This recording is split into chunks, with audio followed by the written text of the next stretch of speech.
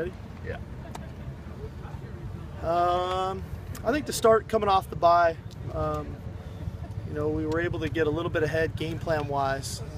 You know, we had a good size practice for a Monday, which normally we walk through and just get a lift. So we're able to get a little bit ahead game plan wise, which enabled us to be probably a bit cleaner today on a Tuesday than maybe we normally would be. I thought the guys were really efficient, understand what we're trying to get accomplished. That is good, hard physical practice, which we need. And all in all, you know, I thought it was a positive Tuesday. Talked about cleaning things up, Coach. You think you've cleaned it up since the Boston College game? Where do you stand? You think with that? I think we've cleaned it up.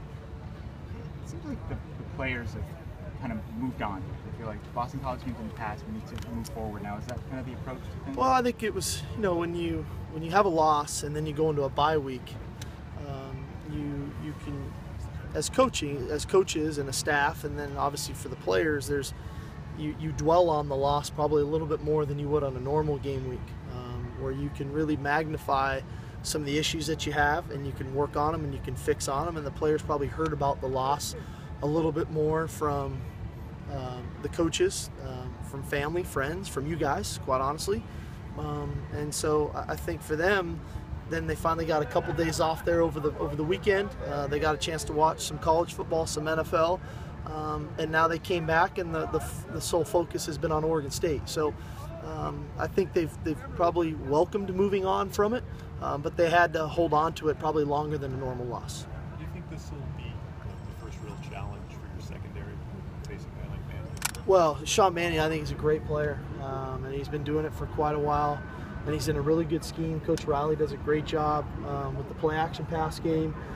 They do a really good job with their stack and bunch alignments and running two-man routes and really forcing your secondary to communicate on the fly. It's not just the pre-alignment, but it's also a lot of switch releases, a lot of motions to create stack alignments to where the secondary really has to work well together.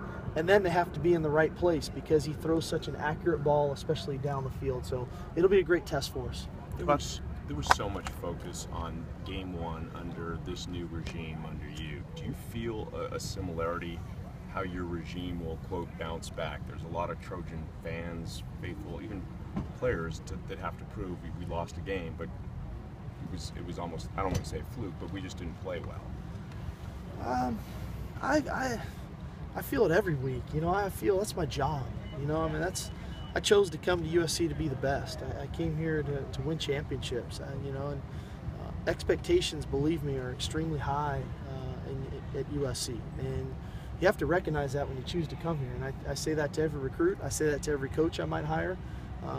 This is a different place that way, but that's okay. That's why we chose to come here. So when we don't perform to our abilities, we need to try to fix it, and then we need to go out and prove that we can fix it. And so, and that's every week, regardless of the outcome. There's things, like I said, out of every game that we come out of saying we need to get better at X, Y, and Z. We need to call a better game, you know, on these 5 to 10 plays, no matter what the outcome of the game is. Those things just happen to get magnified, as I said, when you lose. And people are more willing to point those out. I've said since day one, you know, we don't condone in victory what we wouldn't in defeat. So we've been hard on our guys since day one, after the Fresno game, Stanford game, and obviously after the Boston College game. And we'll continue to be hard on them because, you know, we all want to be successful on Saturdays, and it's no different this Saturday at 7:30. As a former quarterback coach, when you hop in the tape of Manning, what sticks out to you? Well, you know, he's a big, tall, strong-armed guy. He's more of your prototypical NFL quarterback. I think what he does, he throws the ball very accurate in the short game. The bubble screens, the hitch screens, the shallow routes. But then he does a nice job with the play-action pass. He steps up really well in the pocket, and he throws the ball down the field very well, knowing he's going to get hit. He takes some hits now. I mean, he gets hit. He got hit Saturday against San Diego State, but he stands in and delivers the ball down the field. And I think he's just a nice mesh with Coach Riley and what they try to do.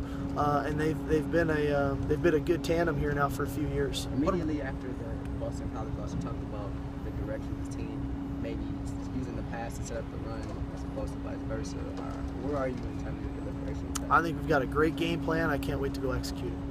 Do you see Adori's role expanding even more on defense this week or in upcoming weeks? Well, I think Adori, like all of our freshmen, in my opinion, they continue to get better, and that's I'm proud of them for that. You know, they've continued to work. I thought they did a good job throughout the bye week. Adori and this class has been very willing. They work really hard. They want to get better, and you know, obviously, I raved about Adori last week throughout the week about some of his defensive plays that he was making. He's earning that, you know, more playing time that way, and you know, I would imagine he's probably going to play more than he's played in the first 3 ball games. What are one or two of those things on the offensive side of the ball that you are looking to improve upon, or that you might even be a little concerned about? Well, we need to be better on 1st and 10. One way or another, whether we throw it, whether we run it, our efficiency on 1st and 10 needs to improve. You know, we're a really good 3rd down football team right now.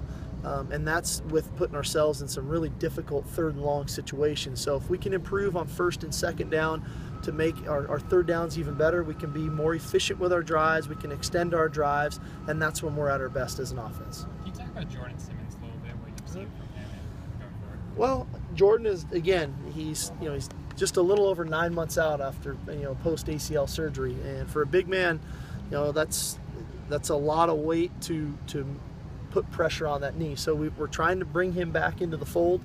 He played against Boston College some. We've really challenged his conditioning here the last week or so. We did it again today. I think Jordan's got a very bright future in this program. He works really hard. He's a great kid. We just got to get him in football shape because he's a talented guy. Would you say that Trey is getting closer? Much closer. Much closer. Really encouraged over the last 2 days with where Trey is at. So I've been very pleased with that. How do you think your young offensive line has responded after a rough game with Boston College? They've responded like young guys would. They've come in, they've been willing, they've been ready to work, they want to get better. As I've said after the first 3 games, we've seen a lot of defense, and those guys have seen a lot of defense, and they'll be better for it in the future. I just want them to be better for it sooner rather than later, and so we just constantly push them. Coach Drebno does a great job of developing those guys. As I said, I don't know if there's another O-line in the country that's playing 3 true freshmen at the BCS level and a first-year starter at right tackle. So we're working at it. Again, I think our best days are continually ahead of us. I just want Saturday night to be our best game yet with that group.